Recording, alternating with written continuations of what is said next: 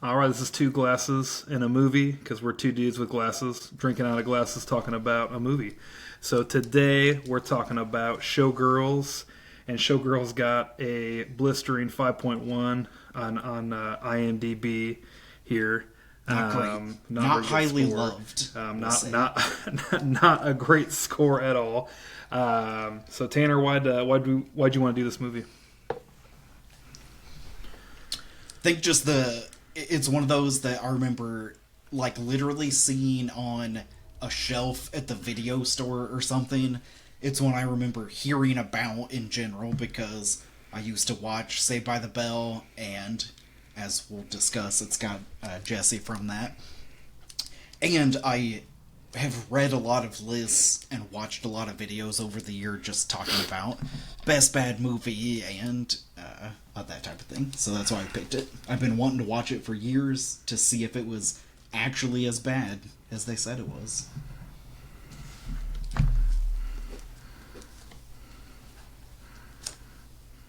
All right. Well, I guess we'll find out for sure to see how bad it really is.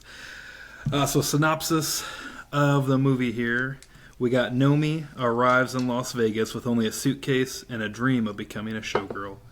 She quickly befriends Molly, who works at a high-profile Stardust hotel, and lands a job at a seedy strip club. A chance meeting with Crystal, the Stardust marquee dancer, and her powerful boyfriend, Zach, brings Nomi one step closer to realizing her dream.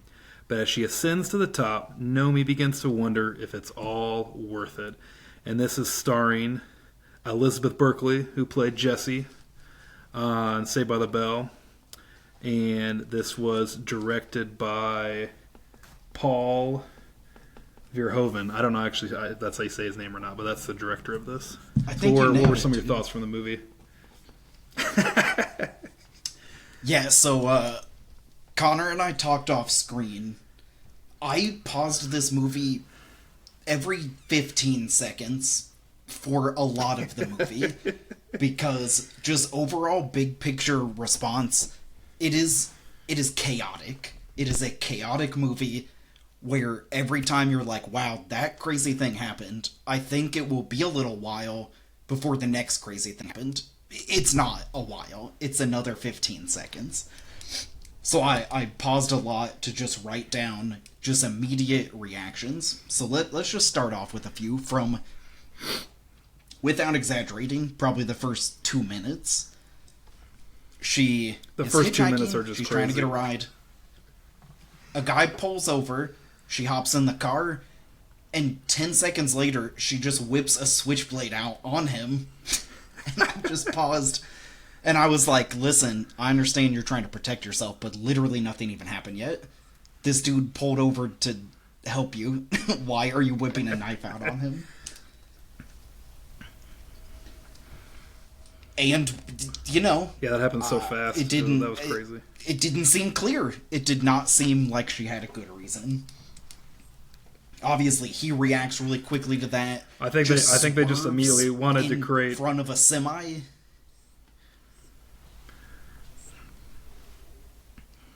Yeah, I think they wanted to us immediately understand this girl's tough, and she's gonna protect herself.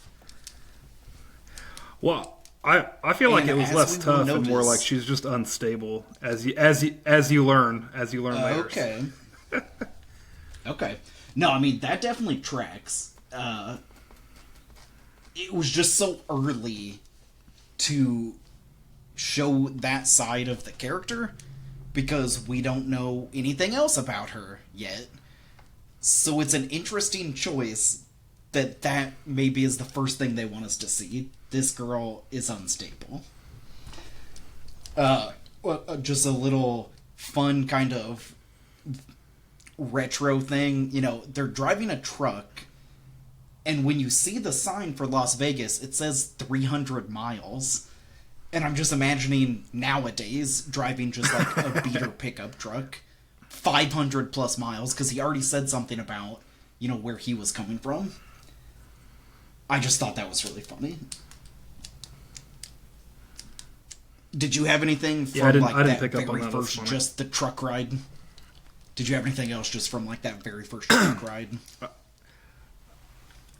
No, I mean, just what you had already talked about, that was crazy that it's just her hitchhiking immediately and she whips a knife out. I mean, right off the bat against this guy who looks like Elvis, which is ironic. I'm sure that's what they were going for with him going to Vegas. Yeah. But not that very first. But then everything like after that was just really weird and crazy. And Yeah, so they get to Vegas. They, go into... She leaves her suitcase in the car, which becomes an important plot point in a few minutes. And he says, hey, I got an uncle here. He can get me a job. I think he is implying maybe he can get her a job as well. So they go in, and she gets back outside, and he has driven away with her suitcase. And she's upset, as you would be. It's all the stuff she had, and she starts flipping out. And shortly after that, she just pukes and runs into traffic. And it's pretty unclear why she puked just now. And, again, it's our second indication in a few minutes that she is unstable. I don't understand the puking thing. Like, I wish they would have, brought that up. It was like, was it just, you think it was just so much? It was so much happening. It was like, I'm throwing up now because there's so much going on right now because there literally wasn't anything that had happened. I think so. And I think on top of that, a point that we will definitely come to, but I'm just going to go ahead and spoiler alert all of us. I think we're going to spend more time thinking about this movie than the director and writer spent making it. Because there's so many choices. I don't know. Where we're going to analyze and be like, now why did you do that, though? Okay, well, we'll see. So shortly after this, yes, in the description you gave at the beginning, she meets this girl, Molly. She is pounding on Molly's car and yelling, and Molly's like, hey, stop. And then shortly after that, Molly goes, so do you want to live with me now? They met. It's like 6 weeks later, they're besties. Yeah. And I'm just like, listen, I know some people make different choices in their life, but you're telling me this girl just met her. Her first impression was this girl puking and running into traffic and pounding on her car. And she's like, I should ask this girl if she wants to live with me now. Well, something I didn't think about till now. It's already something that didn't make sense. Something I didn't think about till now was, she works at that Stardust dance place, and she's surrounded by all the dancers with that type of personality.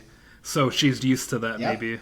And I'm just making that connection now. So that maybe I'm going on a limb. I'm trying to, speak for why they did that. But well, I think it's jarring for us, but yeah, maybe for Molly, it's like, this girl just got to Vegas. That's how they all act. It's another Tuesday, man. Yeah. Yeah. So without, we don't need to go exactly like point by point in the plot, but one of the just earliest kind of big questions that I had that will continue throughout is like, why is Nomi so pissed? And why does she react and get pissed so easily? That becomes kind of just a defining character for her, is she gets mad easily, and a lot of times you're like, I don't understand what you're mad about. Yeah, I think I wrote that down. I specifically wrote, why is she so mad about the questions? Why is she getting so upset at this? I had thing after thing where I was like, why is she reacting like this? Right. And I think that she is supposed to seem erratic. We find out later about her trauma and stuff, which we can talk about. But I think that it's I don't know. I don't think that they should maybe start explaining earlier why she's getting so mad. Because it probably happens 5 times before we have any idea why that's always her go-to reaction. And I think early on, so she gets this job, she's working at a strip club. We find out that it is, kind of sketchy or, kind of looked down on. You saying the cheetah's sketchy? Yeah, I mean, not by my standards. I don't know. Apparently, according to the other characters later, but I think part of, and again, this comes up a few times, but really quickly when we see her in, like, we see her in the strip club, and we see her in the backstage, and we see her interacting with kind of the manager. She seems to have this complex right off the bat about, I don't know if it's guilt about stripping or if it's she sees herself as something different, but that's going to develop more. But early on, she gets mad at the way that her manager is talking to her in regards to, like, him saying, you're just a stripper or something like that. Yeah, I mean, obviously I know later more watching the movie, but I feel like anyone, it's like no one's dream is to go be a stripper. So she obviously wanted more than that, and that's all she is right now. So I think it's just that, like, she thinks she's more, but she's not there yet. She's not quite at where she wants to be. Right. Well, and I think it makes a little more sense later, but I start to have the question early on of if she obviously is a great dancer. We see that throughout the movie. She is not just a stripper per se. She is good at dancing. So I think the question develops even more for me later of, did she start when she got to Vegas making an attempt to go become a legitimate dancer by her standards? Because we get this jump of, it's been 6 weeks and she's doing it.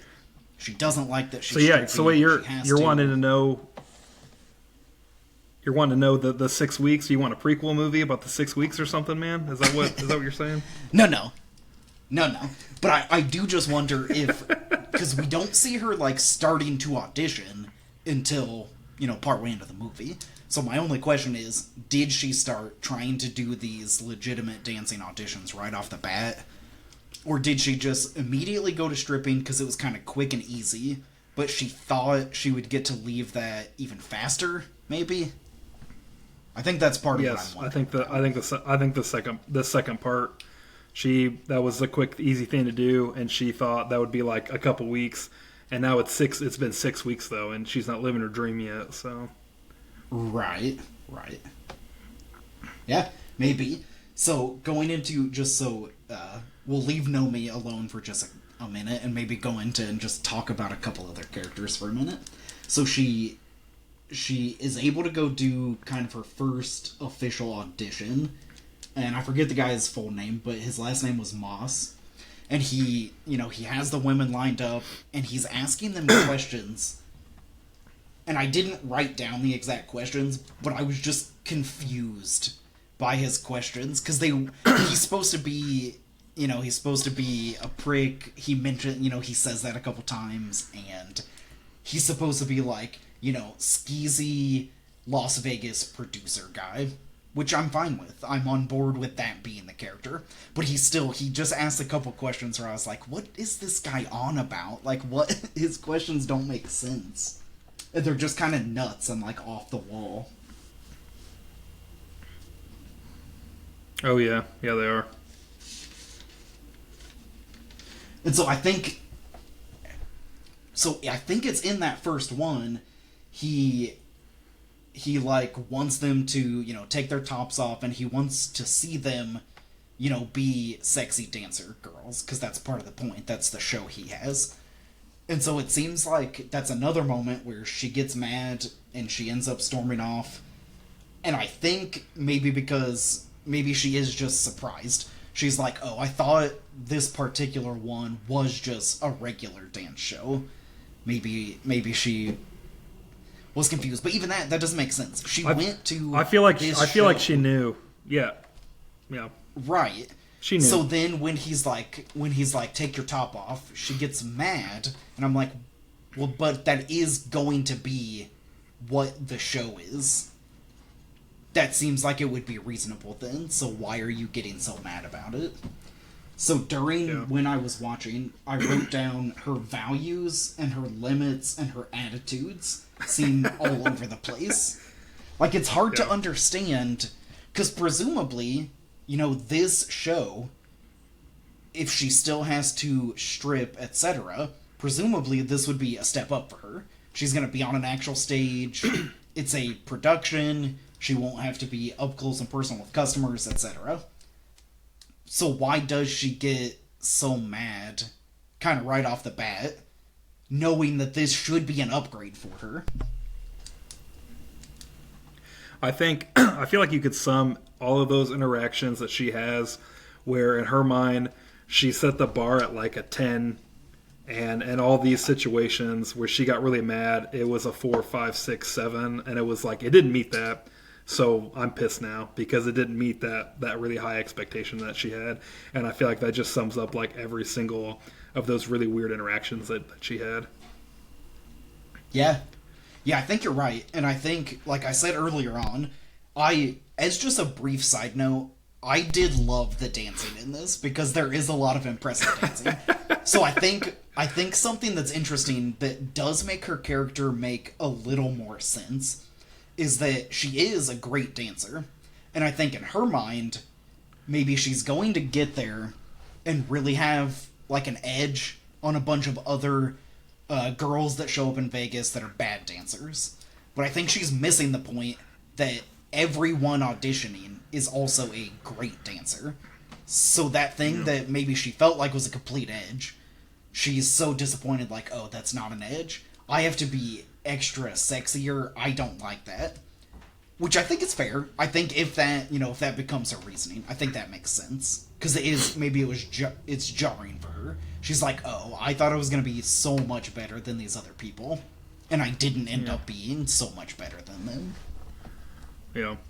It's interesting. You've said you think she's a really good dancer, and I don't know what a good dancer is or isn't, but it's funny to hear you say that because I didn't think like she was special, and the only time she was doing some big dance moves was when it was like she was like Nick Cannon in Drumline, where she just watched someone do something and then she did the thing, and like that was it, and that was which could be good dancing. I don't know. I don't care about a show like that or know what is good dancing. So you're right. She did the dance moves that other people were doing. I don't know if that makes her a good dancer or not, but that's fair. I think I was partly just reacting to the fact of, Elizabeth Berkley as an actor learned all of this very physical movement and choreography and stuff. Yeah. So maybe I was reacting. Oh yeah, I would say to, that's impressive. Oh, this actress learned all this stuff, and maybe not this character is such a good dancer. Okay, so yeah. I wanna circle into another character. So there's a character named James who is I don't know what he does. He seems to have a few different jobs, but I think he is a dancer, but he also is the guy that he's a valet sometimes. He is working as a bouncer, etc. And so Nomi meets him, and I think one of their first interactions, he comes up to her and he's like, hey, like, you're good at dancing, but I can teach you how to be better. And that's another moment where Nomi gets really mad unexpectedly. And I was immediately thrown off because I was like, well, I'm not entirely sure why him saying, I can teach you, it made her so mad. Well, I think it was just she's like, I don't need to be taught. I'm already a great dancer. I don't need you. I don't think it was like her being taught. I think it was like she knew this dude was a bouncer and was like, this bouncer can't teach me anything. Like, if it was like a well-known person, if it was a well-known person, she'd be like, oh yeah, like, what, teach me some stuff. But it was like, I think although we don't know that off the bat in the movie, I think she knows he for sure is a bouncer. And it's like, that's so weird that this bouncer is going to like teach me to dance and like come up to me. Like, I don't think so. Yeah, so more just reacting to like, this guy has no credibility. Why would I, think he could teach me? Okay, that's fair. So then I think one of the flaws of this movie is the beats of how their relationship develops are very unstable and erratic. She blows him off that first time, and then I think he talks to her later, and she blows him off. And then there comes a point when they have some type of friendship, maybe that has developed off screen, and she's talking to him like they are friends. And he tells her, like, hey, I wrote this dance for you. They practice it for a little bit. Then she leaves, and they're on good terms. So she does that audition. She ends up getting a place in this big show. And she goes over to James's house and is really excited. This is one of, like, a few friends that we know for sure she has. She goes to tell him she's all excited, and he has a girl over that, they're doing whatever, and it's a big moment. Yeah. And so Nomi gets, like, she gets mad at him, and probably feels, rejected in some type of way. But she has already specifically rejected him as far as, like, developing a relationship. So again, maybe that's just me having, like, well, duh, like, people have feelings even if it didn't seem like they did or something. Yeah, the whole time I watched, I really liked the James character, and, like, I liked him, but I was like, boy, they could have cut out everything with him, and this movie would have been fine, and it was so worthless to have him even be in this. So it was hard for me to even, like, really think about that much, because, like, he could have just been cut. They were just trying to do. I don't want to get to the redeeming part of how to redeem this movie too much, but that was something they could have just cut.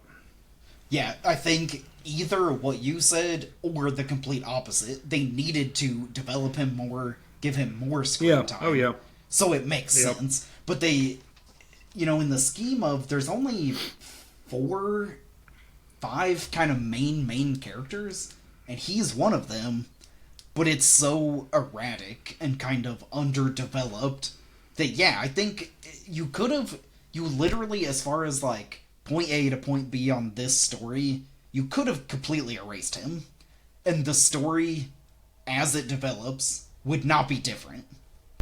That's for sure. So I think if you're going to... Because it could have been 1 or 2 interactions, but you don't see them developing anything... And then it would have been like, oh yeah, that's just a 3rd-tier character that she interacted with briefly.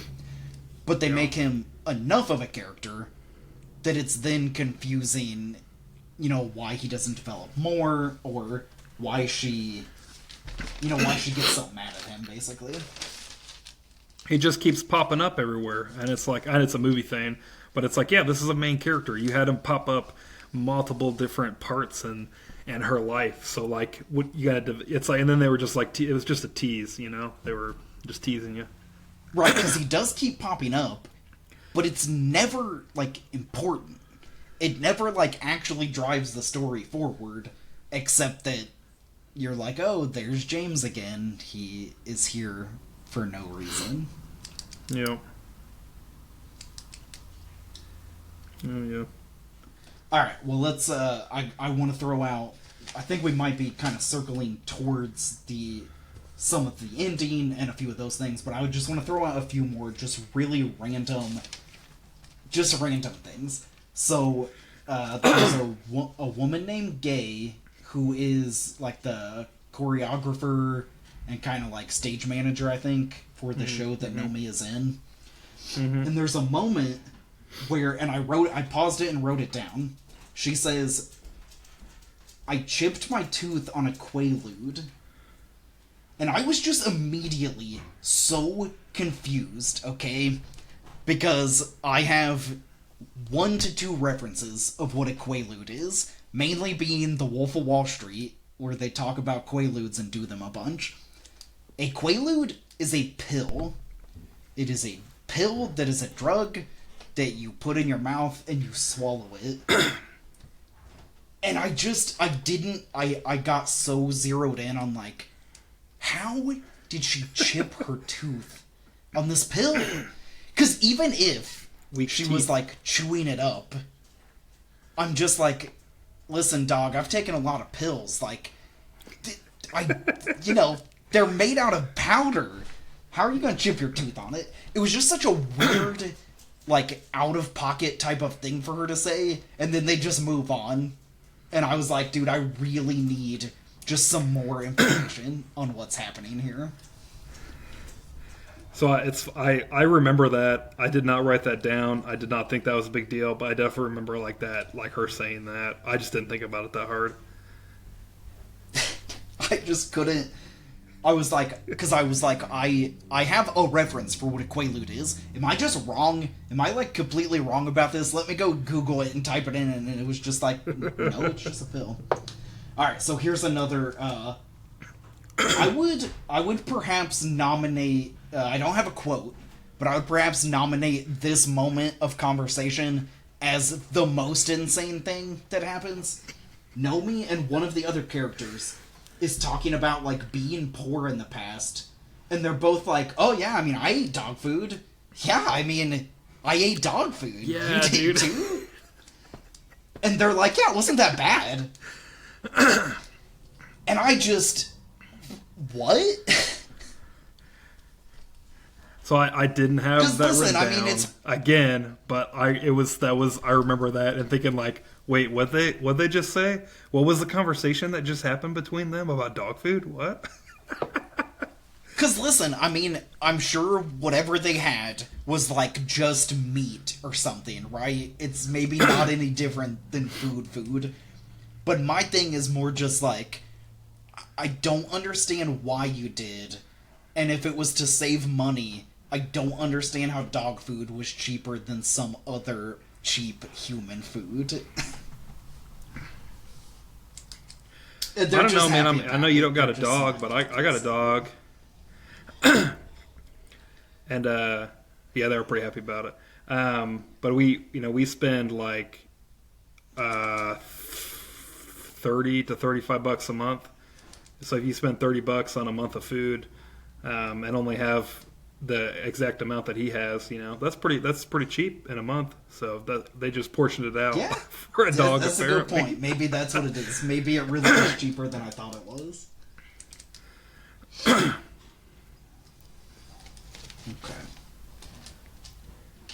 Okay. Here's a quote.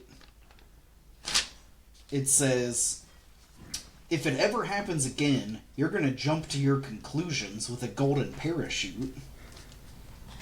And I wrote that down because I was like, is that a thing that people say? Am I just out of touch? It's a 35-year-old movie. Maybe I'm just mixed up. What was the context with that? I really can't remember. And obviously, like, the point he was just saying is like, I don't remember that jump to line. conclusions, I mean, it's going to come back to bite you. I think that it was. So we haven't even talked about Zach yet. Zach is the producer or like the entertainment manager of the club. It was confusing what his title was. I think he's the one that said it to her, maybe.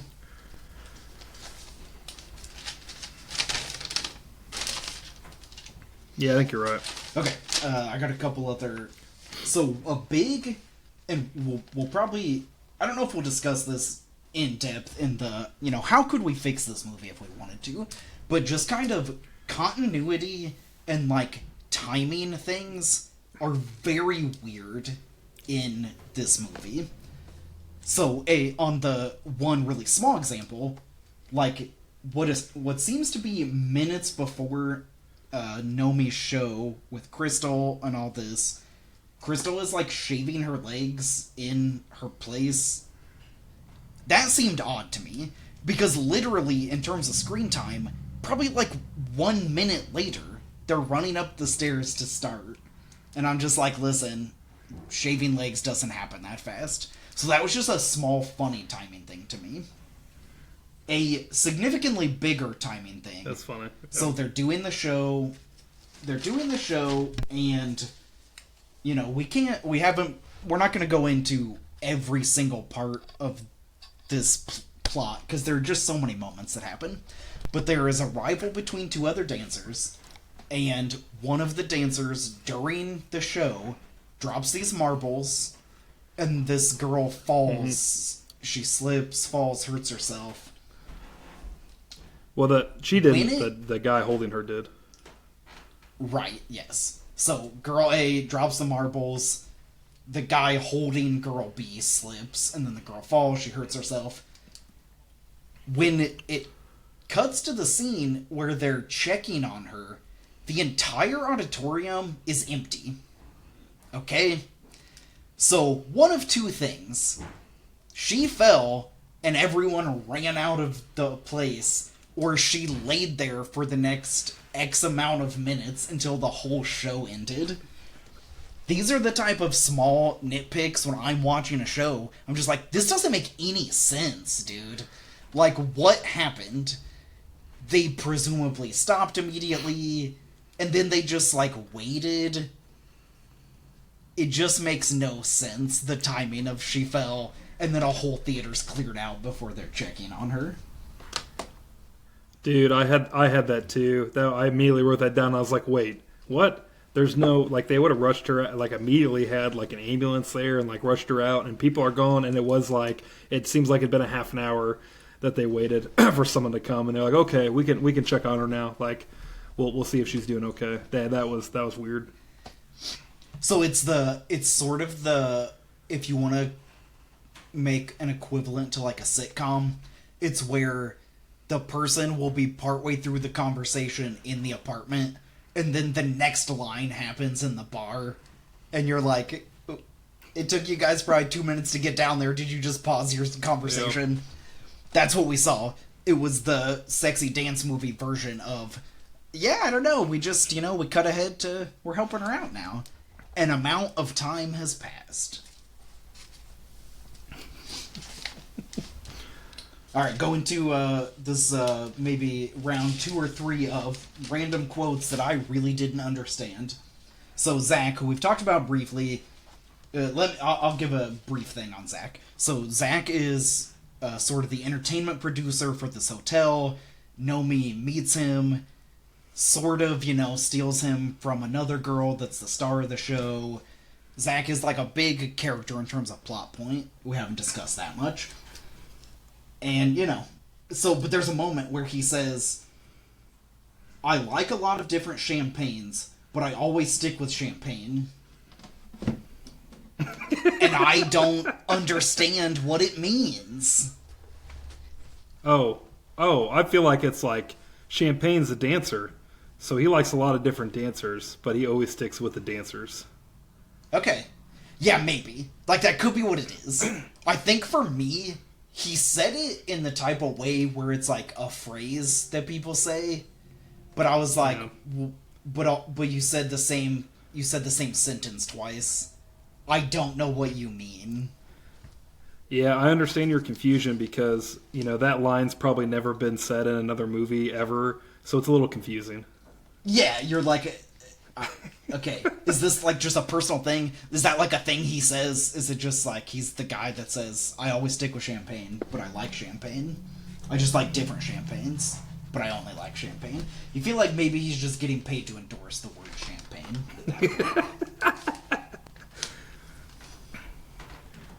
Dude, I don't want to jump ahead if you got other stuff, but I'm really dying to talk about this rape scene in the movie. I mean, that's all I've been thinking about, man. I mean, yeah, just don't give people a trigger warning. Just jump in.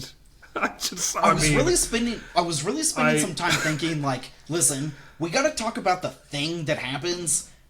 We have to say it, but like, do we have to say it? But I was like, I don't know how we're gonna say it. People haven't seen the movie, maybe. Yeah. So. Yeah, I'm laughing about it, but I mean, yeah, it's a really serious, and I'm laughing about it because it seemed totally unnecessary. It didn't even need to be in the movie. It didn't really help anything. I felt like, and then the action itself like was really weird.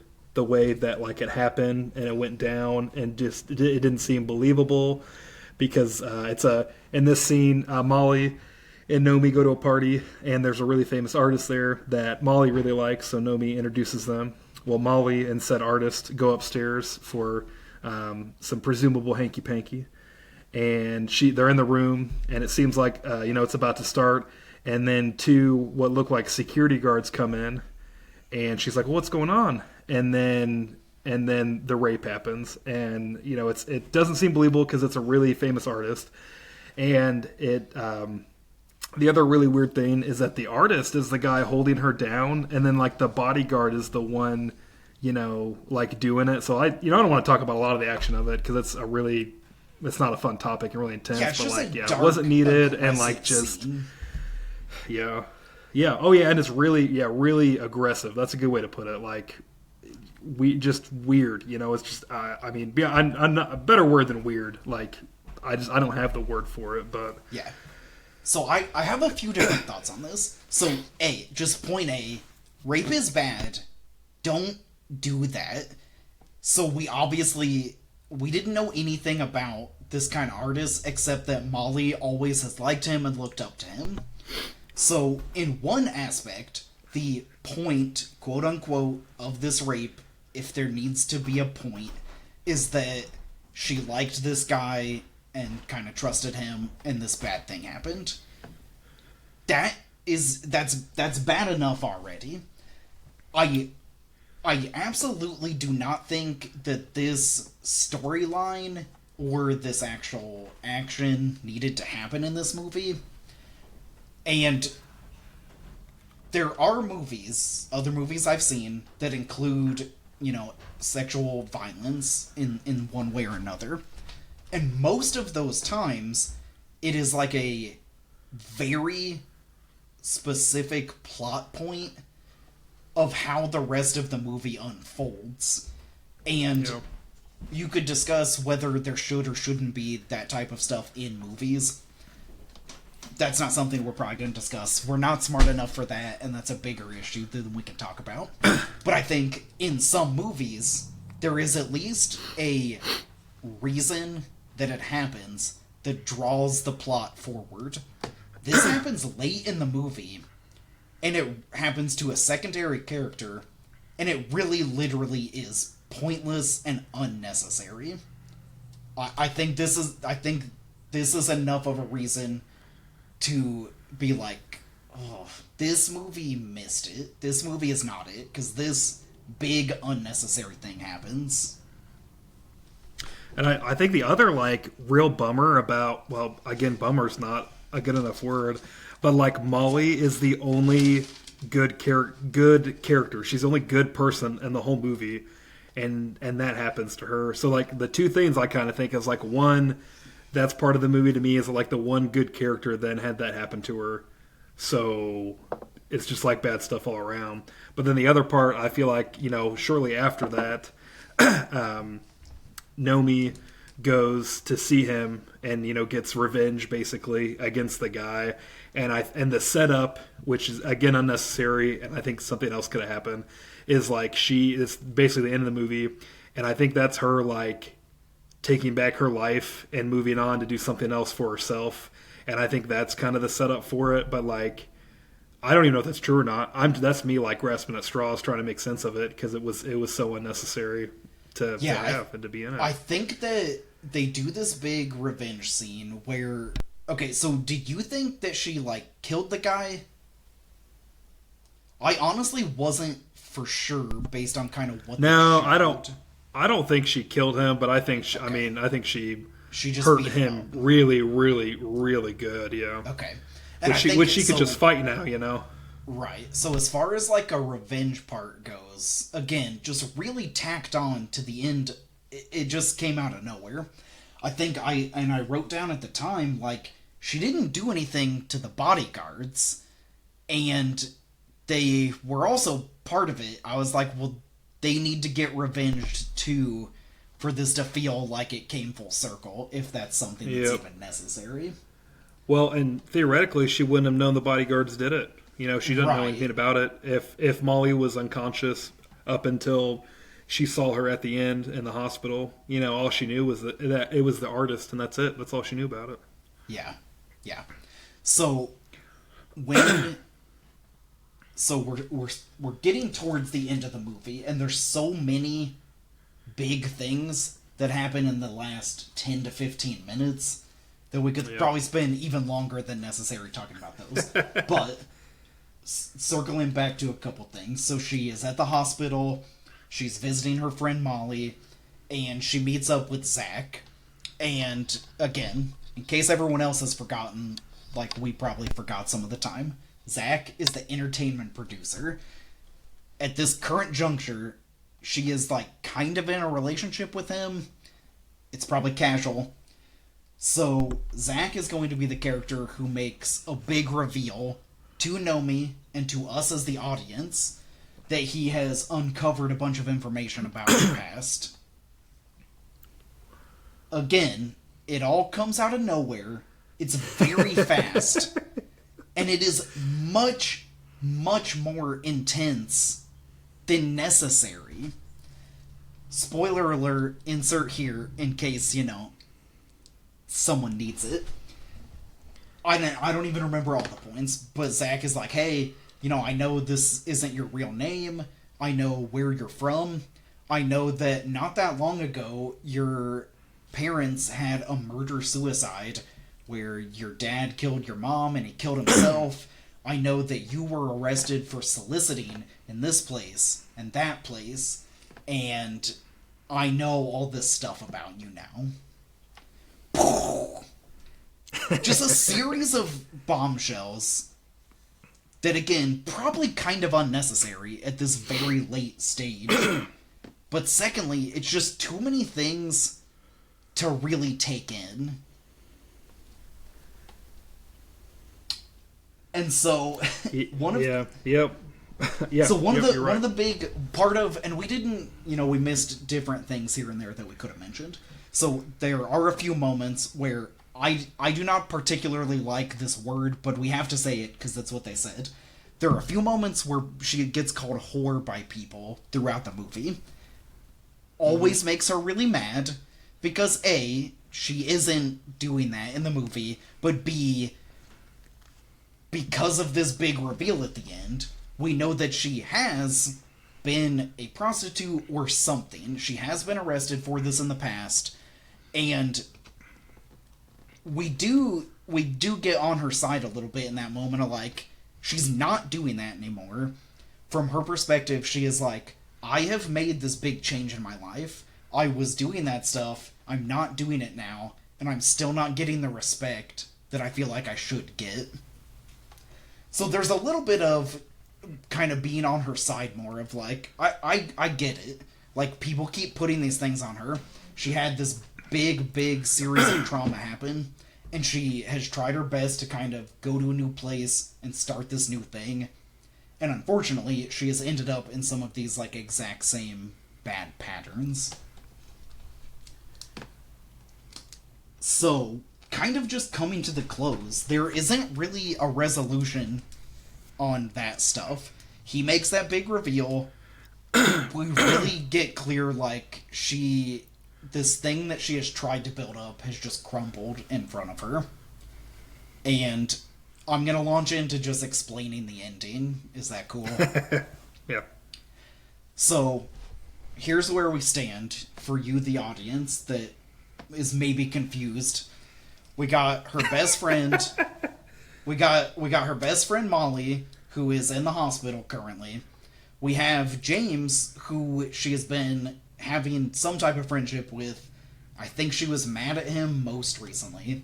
We have Zach, who she was in a romantic relationship with. Hey, wait, what's going on with James though? You forgot to mention what's the story? We didn't even talk about James, and he's having a baby. He got Hope pregnant. Oh yeah, yeah. The girl that Nomi got mad at him earlier for hooking up with, she's pregnant now, and they're together, and he's producing the show that he supposedly wrote for Nomi. And that's all happening, you're right. So, she's got James there, she's got Zach, who she has been in a relationship with. Obviously, that's going to be over, because he revealed all this stuff about her. She goes and does the revenge, okay? She goes back to the hospital and tells Molly, I did it. I got revenge for you. And then she leaves the hospital, and she runs out to the road, and she hitchhikes, and she's like, I'm leaving Las Vegas now. I run away. And I am just so confused on why that is the ending.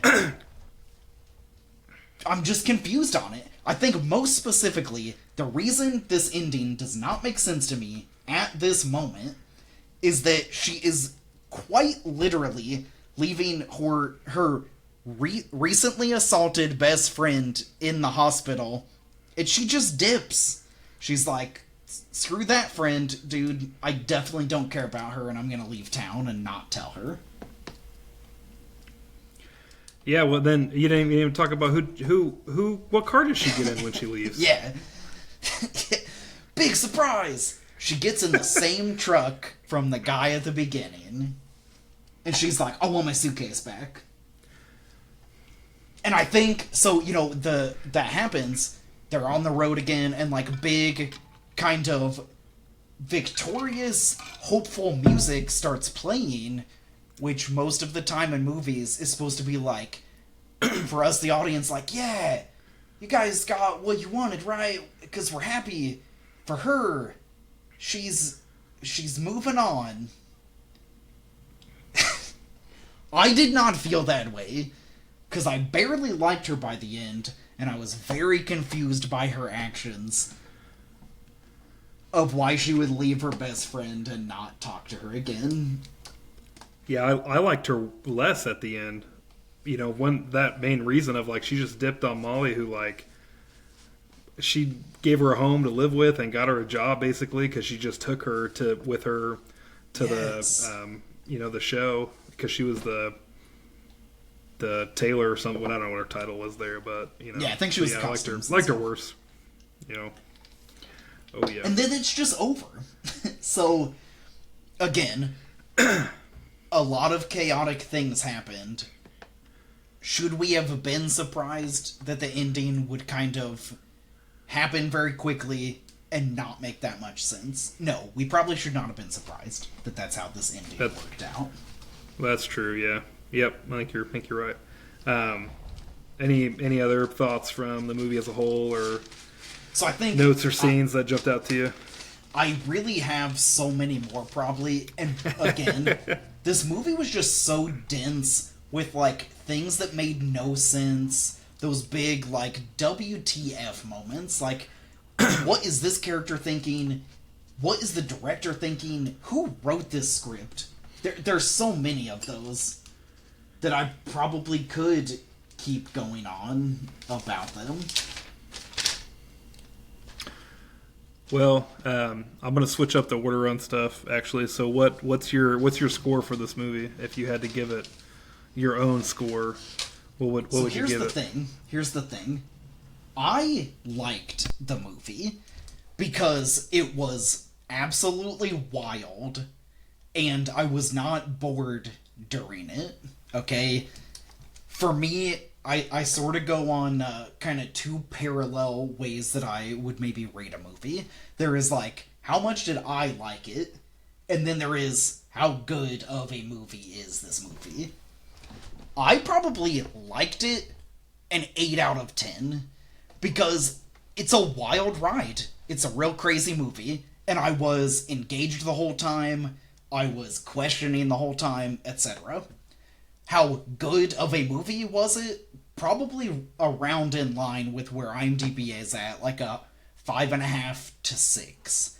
I don't think it's a good movie because of how just absolutely messy and confusing it is, but I think it's fun. I don't regret watching it. So what about you? What are a couple of your scoring rating moments?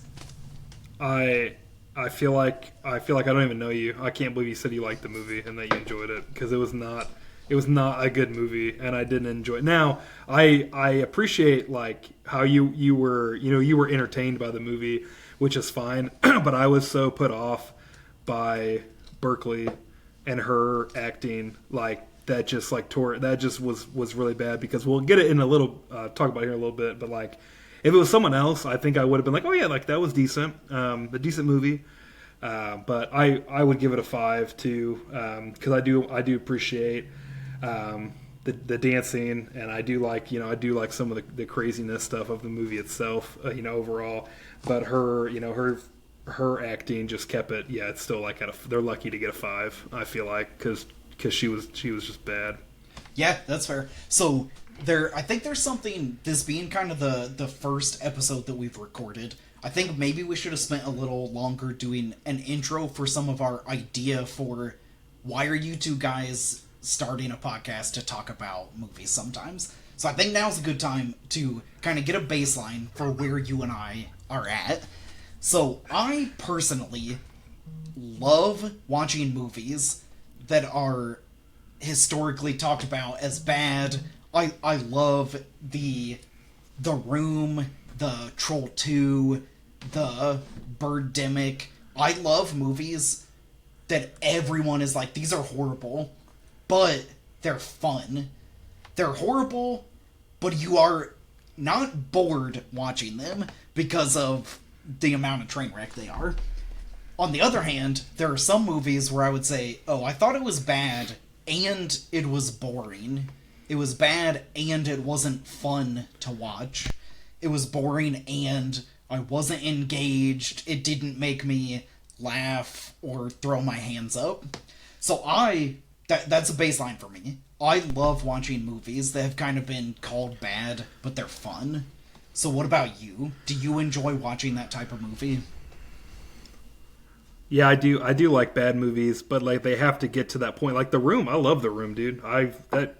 It's so bad it's good. It's one of those movies, but it has to get up to that point. Like it's gotta, it's gotta build. And like this movie just had enough things that made it a more serious movie. Like it didn't quite reach that for me. So it's gotta pass the threshold of that type of movie to be like a fun bad movie, or else it's just a bad movie, overall. So yeah. Okay. Oh, I mean overall in a movie, I'm looking at like the acting and the plot and to be like entertained overall. And that movie fell short and didn't quite get to the point where it's like, oh, it was so bad, it was good. The Room, great example, because that's an awesome movie. Yeah, so I think actually as we get into one of the next parts, something you said I think is going to be important for just maybe a difference for how we saw it. But I'll wait to make sure we're kind of done. So are you okay that you watched it, or are you like, I wish I could have that 2 hours back? I mean, obviously, I'm okay that I watched it because I needed to watch it for the podcast. But if you're saying like, I would never recommend that movie to anyone, and I feel like I wouldn't have watched that movie on my own time, right, at all. That's for sure. Yeah, for sure. So while you were watching it, were you bored or were you enjoying it? Do you feel like? I just want to get a couple bulletins of like. You're trying to trick me into like. No. I promise I'm not. I promise I'm not. Because I think it's interesting. I think it's interesting to get sort of a gray area of like a spectrum of like, I was bored and it did upset me and I did think it was bad, or no, I was like pretty engaged, but ultimately, yeah, I thought it was bad. I think it's interesting to see kind of how those connect. It wasn't boring. I wasn't bored at all. Yeah. So. But it was, I'm not bored, but I really do want this to be over. Yeah. Well, and that reminds me of like with Battlefield Earth with Travolta. That's a movie like I'm not really bored in because there's a lot of sci-fi stuff, but it's so bad it's good for sure. But it teeters. It's almost like, oh boy, this is tough to watch. For me personally, just kind of riffing and throwing out different movies. That's just kind of bad. I didn't think it was fun. It wasn't bad enough. I was just like, yeah, this is boring. I gotta get out of here, dude. It passed the threshold for me. It was bad enough to be like, oh, that was so bad. It was good. One of those. So. So yeah, I think it'll be interesting. We're not gonna watch every single different so bad it's good movie together, but I think it will be fun to throw out maybe a couple like comparisons or examples of type of thing. So as a one maybe last final thing, if you were to kind of take like the main plot points of this movie, the get to the place and be disillusioned a little bit but get a chance and things fall apart, was there any movie that this kind of reminded you of? Oh, I thought about Chicago a lot. Like, Okay. you probably, I don't know if you've seen that or not. And Oh, I it's been a have. long. I mean, it's probably been 20 years since I've seen that. Okay. But that's what I thought of, and it's so my memory's Just the a little fuzzy on showgirl, the movie, but the drama. the young girl trying to get into the dancing, and then there's the Yes. top dog there that she's comparing herself to, and there's the entertainment dude that's like the love triangle. I mean, like all I thought about Chicago a lot. Like that jumped out to me a lot. Yeah, so here is my thing. So for me, this is like the absolute like trash tier version of the classic A Star Is Born movie. This girl with these big dreams, she goes there, she gets picked up by a dude, he sees potential in her, and then things just fall apart. This is if A Star Is Born was absolute garbage and didn't make any sense and wasn't a movie that keeps getting remade because it's so good. Yeah, I haven't seen that, so I probably would have came up with that if I'd seen that movie that everyone loved and was real good. I just haven't seen that, so Yeah, that's fair. That's fair.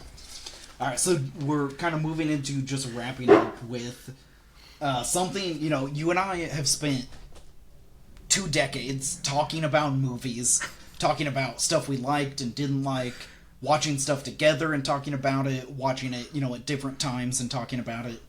And I think it's fair to say we A, love movies, B, care a lot about movies and if they're good, if they're bad, what could have been better, what could have been worse, maybe. So one of the ways for this, how bad is this movie? Is it really as bad as they think? One of our segments to kind of wrap this up will be, if we were going to make a few improvements to try to get this movie at least just up a couple notches, at least up to, that wasn't incredible, but it wasn't quite the mostly trash pile that it is. We'll go back and forth and we'll give a couple, here's what I think could have made this movie at least decent instead of, as just laughably bad as it was and why people hate it so much. Do you want to start? Give me one of your kind of top, here's how I approach this movie. Yeah, I can start. So I got three main pillars that I think across the board people would the public would agree. So one is, boy, I feel like they could have used her past. From the get go, you're like, oh, something traumatic has happened with her, and that the whole movie. And like we talked about, you find out at the end. They go through the list, boom, boom, boom, and that's it. That's all they use it for. And it's like, boy, I feel like that could have been part of the storyline, and it could have been 100 different things. Maybe someone's tracking her down who has abused her, or maybe there's another thing that she's actually running away from. I don't have a good example, but it's like they had this past that they had for her, like ready to go, and they just didn't use it. And I feel like that could have been really, really good in the movie. So that was like a big one that jumped out to me that I think they had, but just missed on overall. Yeah, so I'll jump in and just, I hadn't thought of that specifically, but I completely agree with you. They chose this backstory as like a big reveal at the end, but there are like a lot of moments throughout the movie where I think they think that we know this information when we don't. So I think I agree with you, and I think there would have been a couple ways to do it. I think you could have started the movie with, that big, intense, dramatic scene at her family or something. Like, if you wanted to start the movie off with that kind of dark, crazy thing. Secondly, you could do kind of flashback moments when someone is, like, saying X thing to her. We get a flashback where we're like, oh, I understand her character a little bit more because I'm seeing part of her story.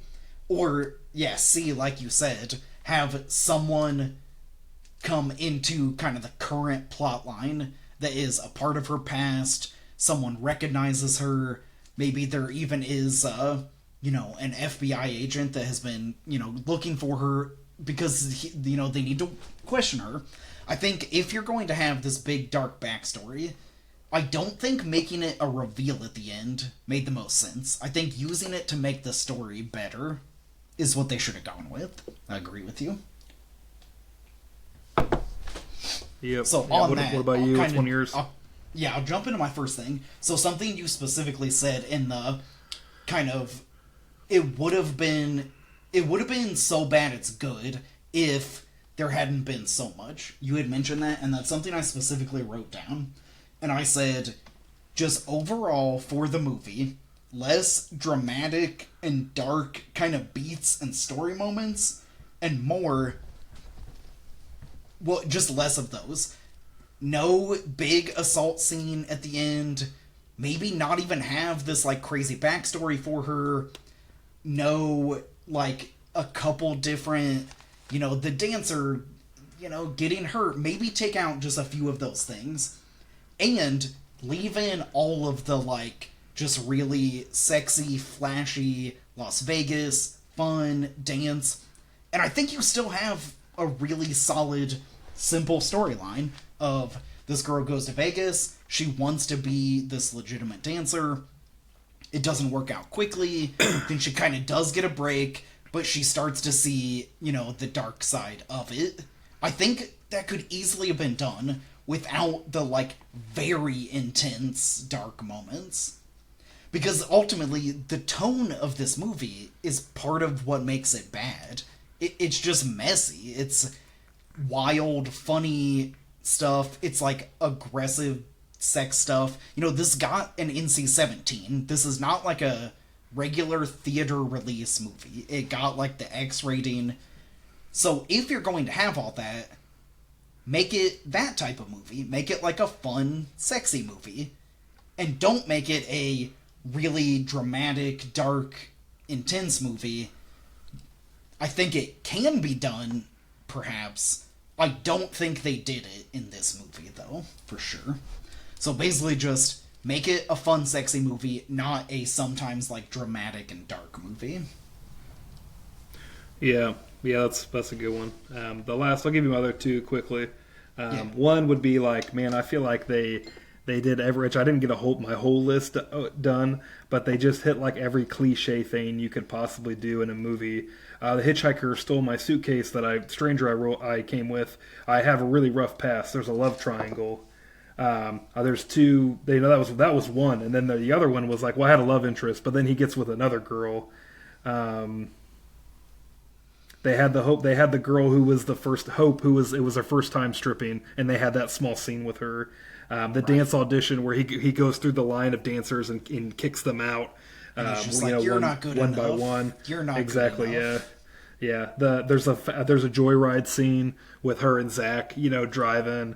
The cliche, like her kind of rise to fame with pushing she pushed the main chick to become the person. So it was like, it's okay to have some of those, but boy, they hit up like 20 to 30 of these like things. It's like they had the list, and it's like that's how they made the movie. They're like, okay, let's insert all these cliche things into the movie, and that'll just make the movie that we have. That's what I felt like with all all these different things that were in there. Like it was too much. They were doing too much, which kind of goes back to your point that you were talking about. So yeah, it is just an overall kind of low level quality writing of like writing a storyline.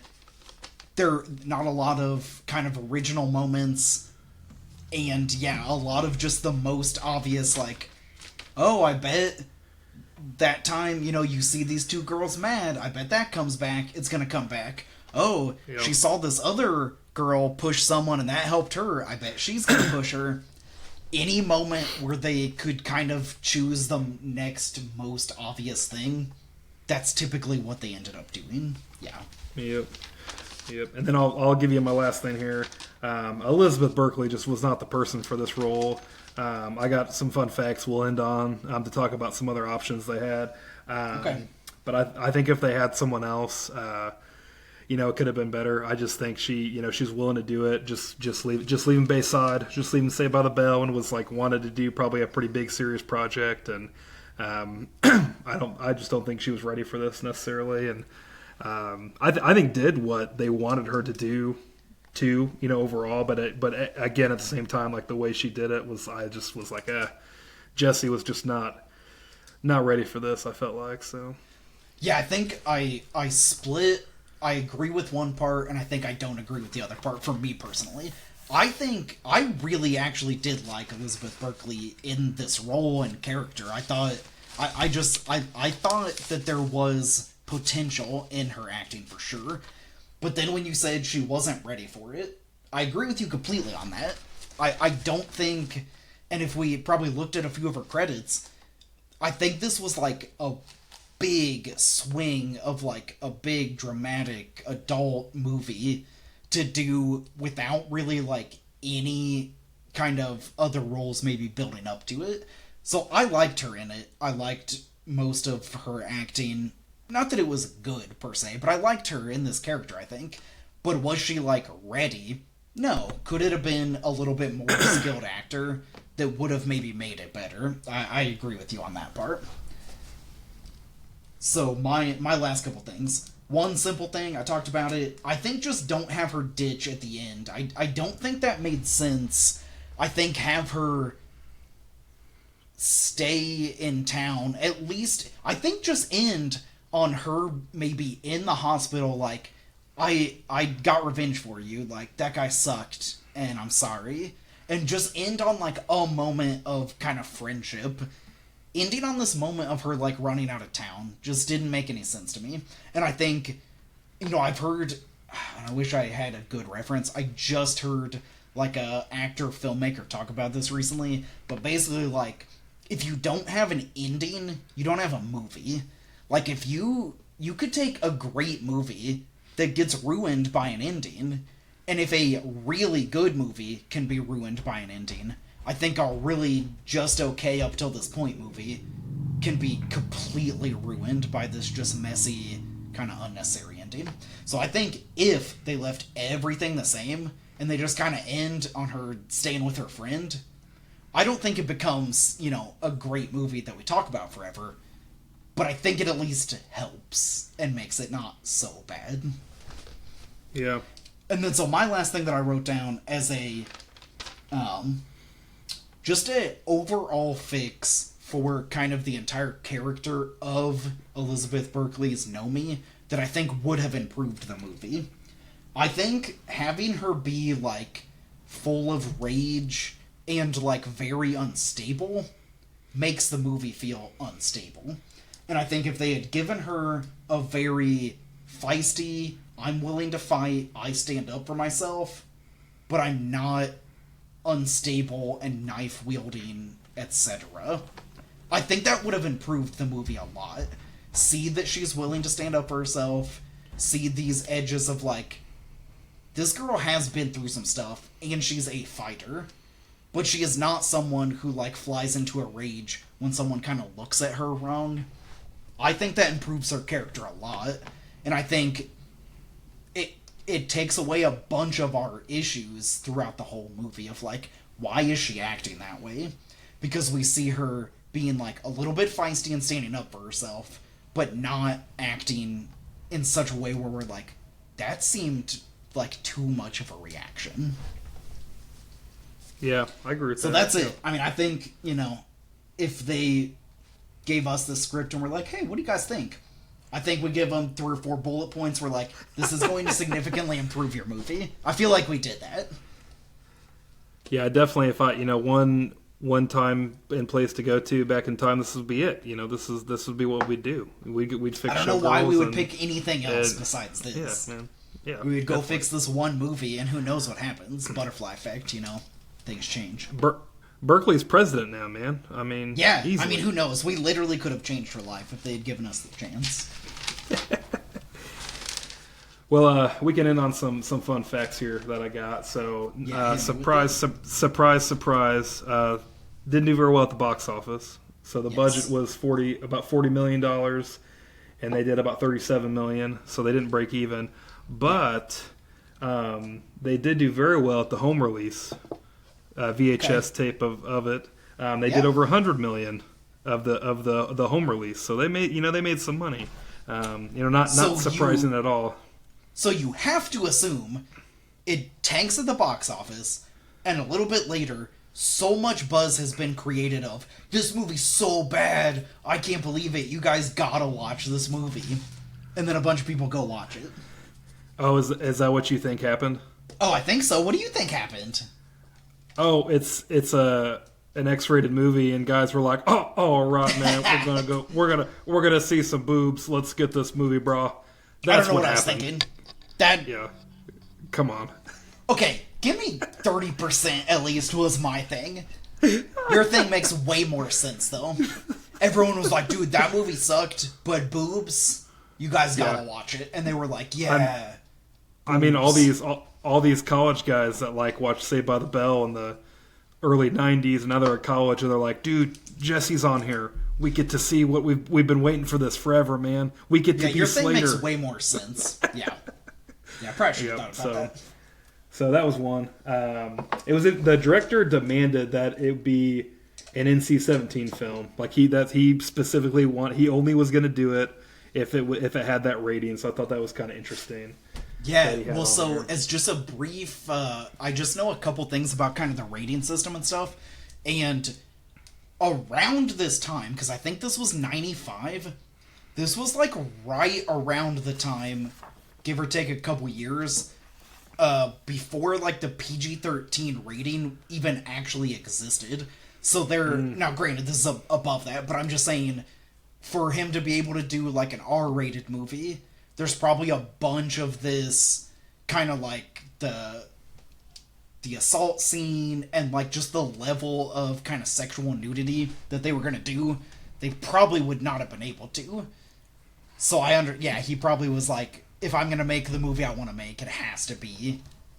Which is interesting, because it like very, very significantly limits the release, etc. I mean, it's only going to get certain theaters, especially back then, and you're cutting out, this huge portion of the audience, because it's got to be, 17 or 18, whatever. Yeah. I don't really know how it worked in theaters at that time when this was released, but at the very least, it cuts down, like, the amount of theaters that are going to release it. Well, in '95, I think you paid a nickel to go see the Nickelodeon at the theater there, and they still called them that, I think. So yeah, I mean, you're probably right. Yeah. It was probably worth a nickel. So some other actresses that were for the role: Angelina Jolie, Pam Anderson, Jenny McCarthy, Denise Richards, who was she was on like the Bond movies, and then some other stuff. Okay. Like she didn't do anything big, but just like an attractive woman.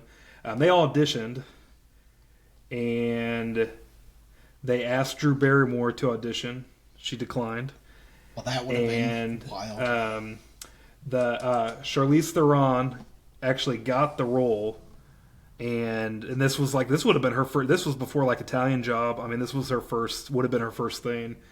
She got the role, but she turned it down when she found out more about it, and she fired her agent after she found out what it was about, because she had no interest in doing a movie like this. So yeah.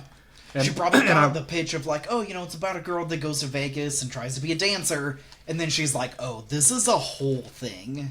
Yep. Okay. Yeah. Yep.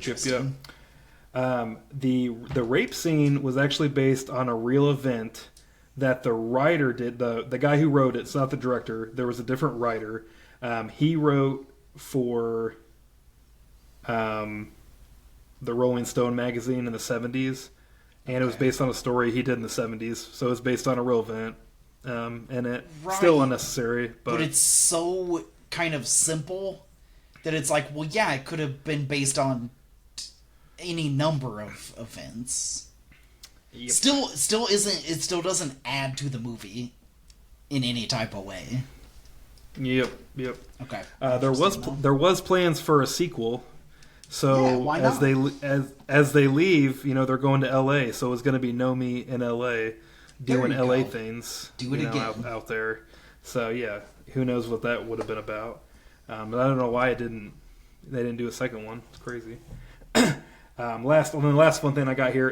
It got 13 Razzie nominations, and it swept in all the categories. So it won every Razzie that year. And the director actually went to the show, which normally doesn't happen, and he accepted all of the Razzies there for the movie. And then in 2000, it actually won the award for Worst Picture of the Decade, and won another award. Yeah. So yeah, yep. So those were a couple fun facts about it. So I just want to throw in just because you didn't mention, and I think it's worth noting. Okay, so this movie came out in, what did we say, like 95? Yeah, yep. And it's directed by Paul Verhoeven, as we talked about. For anyone who doesn't know, he also directed RoboCop, which you may think is good or bad, but it is kind of like just an iconic science fiction movie. He also directed Total Recall, which, again, just beloved classic movie. He also directed Basic Instinct. 3 back-to-back just box office smashes. Still, this is 30-some years later. People love those movies. And then, right after Showgirls, directed Starship Troopers, which, again, these are all just, like, kind of one after another, just cult classic movies that people love. So it's curious. Like, what is it exactly that happened with this movie? He probably felt like, I'm on top of the world. I've had literally 3 back-to-back just great movies that people loved. He must have had some thought that, like, this was going to be it, too. I had those movies down that he had done. And actually, another fun fact I didn't mention is that he did this as a favor to the writer. It was just it was a favor that he was doing. Well, so I guess I can't include everything, but so I kind of trimmed the list a little bit. Actually, another speaking of movies, so like what did Elizabeth Berkley do later? So she was in Any Given Sunday in '99, and then she has a very very light IMDb list, and actually since 2016. She was only in the Saved by the Bell reboot they did. So the last 8 years, that's like all she had done. And as far as kind of us just reacting to, thinking about it, I could not have told you a second thing. I knew that she was in Saved by the Bell because I watched it a lot, and I always had heard about her being in Showgirls. I couldn't have named a second thing. So for just kind of imagining, you're like, yeah, that must have tanked the career she might have had. And then, so since you mentioned some of the different actresses that did audition for it, it could have gone some different way. Literally, Angelina Jolie could have been the person that we're like, oh yeah, I don't know, she never really did anything else after that. It could have gone maybe that way for any of them if they had gotten this role, and if it had still been the level of bad that it ended up being. Yeah, that's a good point. I mean, I think like especially with Charlize Theron, where like that was her that would have been her first big thing. Like literally, I'd have to relook at her IMDb, but I think it was like her first thing that she would have done. Wow. Yeah. And that who knows what would have happened. And she's solid. I like her a lot. I've seen a lot of good things. Yeah, for sure. So if she gets this role, does she just have no career? Does she do this one really bad movie and that's just it? I think that I've seen enough other things that is what happens sometimes if people end up kind of taking a bet on the wrong first one. It kind of just never pops for them. Yep. Well, any last thoughts, ending thoughts or anything before we wrap up? Well, I gotta say, I will 100% recommend this movie to people. I'll be like, listen, dog, if you are in for like an absolutely wild ride that's like kind of a bummer sometimes, but you're gonna have fun, I'll recommend it for sure. I will not probably do that to people. There you go. So that's why we're a balance. That's why it works. I'll probably not do that. All right. Well, that's it for Two Glasses and a Movie. I'm Connor. I'm Tanner. And we'll see you next time for the next movie that we're going to watch. Were you trying to do a thing where we say at the same thing? Is that what you were trying to do? Well, I was going to say roll credits. Oh, yeah. Okay, you can go ahead and say that. And roll credits.